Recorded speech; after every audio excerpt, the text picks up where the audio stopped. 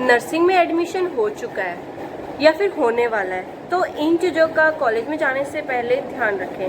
तो welcome to खुशी के ब्लॉग्स। तो मैं आज आपको बताना चाहती हूँ कि आप आगे ये मिस्टेक ना करें, तो कुछ चीज़ों का आप ध्यान रखिए। जैसे कि अगर मैंने आपको पहले ही मेरी वीडियो में बताया था कि बीएससी नर्सिंग कैसे आप कर सकते हैं, कैसे कैसे होती है, तो आज मैं कुछ चीज़ें जो इम्पोर्टेंट है एज अ स्टूडेंट आपको या आपकी फैमिली को पता होना चाहिए, तो आप ये इस वीडियो में जान सकते हैं। देखिए, सबसे पहले अगर आपको ये सबसे पहले पता होना चाहिए कि बीएससी नर्सिंग 4 साल की डिग्री है, तो आपको अपने आप को बकल अप कर देना चाहिए कि हाँ भाई 4 साल बहुत ज़्यादा पढ़ना पड़ेगा, क्योंकि ये इजी नहीं है भाई। बायो में भी ह्यूमन बॉडी के बारे में पढ़ रहे हैं, तो आप ये चीज़ का ध्यान रखिए कि इसको ईजी लेके मत चलिए। BSc nursing as compare to MBBS I know easy है, लेकिन इतनी भी ईजी नहीं है कि वैसे भी दोनों को कंपेयर नहीं कर सकते आप, तो ध्यान से।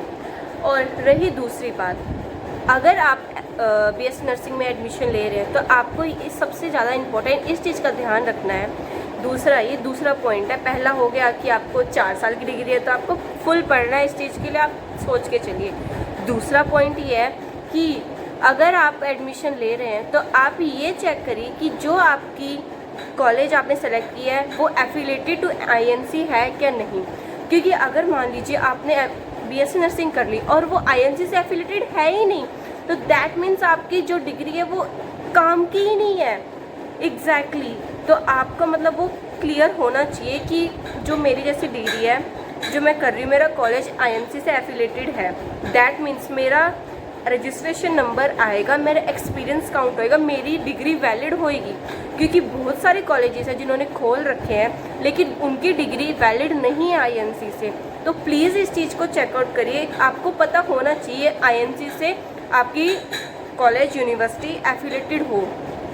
ओके, नाउ थर्ड पॉइंट ये है कि मतलब हमें पता है कि हम मेडिकल साइड लिया तो हमें ऑब्वियसली हॉस्पिटल में जाना ही जाना है। तो प्लीज़ आप ये भी चेक करके रखिए कि जो आपकी बीएससी नर्सिंग की डिग्री है वो उसमें आपको प्लेसमेंट दे सकते हैं कि नहीं। मतलब कि ये इंटर्नशिप अच्छी जगह लग रही है कि नहीं। साल में कम से कम 2 या 3 महीने तो आपकी ड्यूटी लगनी ही लगनी चाहिए। क्योंकि मैं ये चीज़ इसलिए कह रही हूँ क्योंकि बहुत जगह ऐसे होता है कि आपका 3 बजे तक कॉलेज होता है, फिर उसके बाद आपको ड्यूटी करनी पड़ती है हॉस्पिटल में। लेकिन बहुत जगह ऐसे होता है कि साल में 2 महीने या 3 महीने ऐसे ही लगती है। तो आपको ये करना है कि चेकआउट कि वो ड्यूटी लगा रहे हैं नहीं। आप उनके बीएससी नर्सिंग के पुराने बैच वाले बच्चों से पूछ सकते हैं, क्योंकि जो करंट वाले बैच है वो बेचारे सच नहीं बोल सकते हैं, उनके कॉलेज वाले उनको बोलने नहीं देते, बहुत ज़्यादा झूठ बोल जाते हैं एडमिशन के टाइम पे। तो आप पुराने बच्चों से पूछ सकते हैं जो वहाँ से ग्रेजुएशन करके गए हैं कि ये सच है क्या नहीं, क्या उनकी इंटर्नशिप, उनकी ड्यूटीज़ हॉस्पिटल में, एटमॉस्फेयर कौन से हॉस्पिटल में ड्यूटीज़ लग रही हैं, ये सच है कि नहीं। तो आप अपने बच्चे का या फिर आप अपने खुद का फ्यूचर इस चीज़ से बचा सकते हैं। क्योंकि देखा जाए एट द एंड हमें हॉस्पिटल में ड्यूटी करनी है, और अगर आपकी ड्यूटी ही अच्छी तरह से ना लग रही हो तो फिर फ़ायदा ही क्या है। तो प्लीज़ आप इस चीज़ का भी ध्यान रखिए। नंबर सेकंड चीज़ एंड नंबर थर्ड चीज़ ये है कि अकोमोडेशन, फैकल्टी एंड इंफ्रास्ट्रक्चर कैसा है। एट द एंड हमें उस कॉलेज की क्लासेस में बैठना है। अगर सोचिए आप उस क्लास में बैठे जहाँ पे फ़ैन ना हो, टेबल ना हो, और मतलब चेयर्स ना हो, अच्छे बेंचेस ना हो, और टीचर्स अच्छी तरह से ना पढ़ा रहे, तो कोई फ़ायदा नहीं है। तो प्लीज़ आप ये भी चीज़ जाके विज़िट करिए अपने उस जगह पे कि क्लासरूम्स का इन्वायरमेंट कैसा है, मतलब ब्लैक बोर्ड, वाइट बोर्ड कुछ है, लैब्स कैसी हैं, आप ये सब चीज़ देखिए। चाहे लैब में ना लेके जाएं, लेकिन लैब में तो ऑब्वियसली वो लेके जाएंगे, बट फिर भी आप कहिए कि हमें लैब्स देखने, आप हमें दिखाइए, हमें सारी विजिट कराइए। ये आपका फंडामेंटल राइट है as a student, as a parent, कि आप चेक करें, क्योंकि आपका बच्चा वहाँ पे पढ़ने वाला है। और सबसे ज़्यादा इंपॉर्टेंट बात, फोर्थ पॉइंट ये है कि अगर आपका बच्चा हॉस्टल में रह रहा है तो वहाँ पे वाटर पॉइंट, मेस अच्छी है या नहीं, बच्चा वहाँ पे खाना खाएगा, वो बीमार तो नहीं हो रहा है। क्योंकि मतलब हर चीज़ हमें देख के चलनी पड़ती है, क्योंकि बच्चों के पास इतना टाइम नहीं होएगा कि वो खुद भी खाना बना सके। हाँ, ये भी अच्छा पॉइंट है कि अगर मेस में वो खाना अच्छा नहीं दे रहे तो आपका बच्चा कुछ भी बना सकता है, उसके पास राइट हो।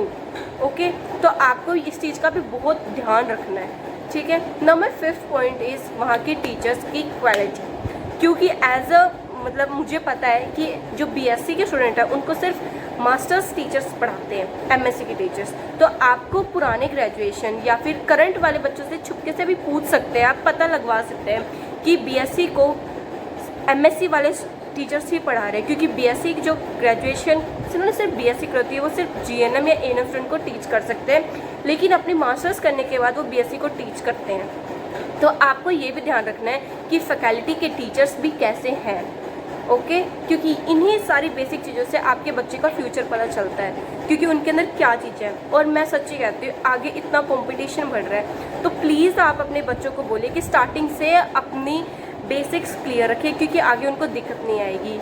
मज़े भी करिए लेकिन अपनी पढ़ाई को सबसे ज़्यादा इंपॉर्टेंस दीजिए, क्योंकि आगे जाके वही काम आएगी। क्योंकि एट द एंड आपको पता नहीं चलेगा कि 4 साल कैसे गुजर गए और आपके हाथों में ना बेसिक नॉलेज है, ना आपके अच्छे मार्क्स आए हैं, मतलब आप खुद को रिग्रेट फील करोगे। तो आपको इन कुछ चीज़ों को ध्यान रख के आप करिए, क्योंकि बहुत अच्छी डिग्री है यार, आप कर सकते हो। आई नो टफ है, लेकिन if you think you can do, you will do, you can do. तो प्लीज़ करिए, पढ़िए, अपने फ्यूचर्स को सिक्योर करिए। BSc nursing is the best degree, I know that. तो टिल देन, अगर आपको कुछ वीडियोस में पसंद आया हो, कुछ ना आया हो, तो प्लीज़ कमेंट करिए। अगर आपको और डिटेलिंग जाननी है, कुछ और चीज़ें पूछनी है, तो आप वो भी पूछ सकते हैं। लेकिन हाँ, मेरा जो सेकंड वैलिड वाला पॉइंट है, प्लीज़ उसको ध्यान से करिए।